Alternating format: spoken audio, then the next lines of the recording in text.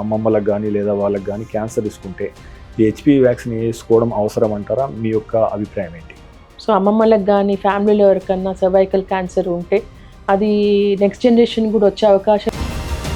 So doctor గారు, మీ కెరీర్లో 1-2 కేసుల గురించి వివరిస్తారా? మారుమూల ప్రాంతం నుండి వచ్చారు, ఆదిలాబాద్ నుండి బీడీలు చేసుకుంటారు, గుడిసెలో ఉంటారు. ఆ పాపకి క్యాన్సర్ వచ్చినప్పుడు ట్రీట్మెంట్ స్టార్ట్ చేసాము, డబ్బులు లేవు.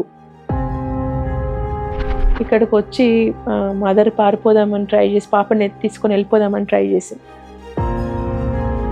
సో మనకి క్యాన్సర్ క్యూర్ కాదు అని తెలిసినప్పుడు ఇంకెన్ని రోజులు అని అడుగుతూ ఉంటే చాలా ఇబ్బందికరంగా ఉంటుంది నాకు. అండ్ వాళ్ళ ఫ్యూనరల్ ఎట్లా చేయాలి అనేది కూడా ప్లానింగ్. ఎందుకంటే ఆ పాపకున్న అటాచ్మెంట్ అట్లాంటిది అనమాట.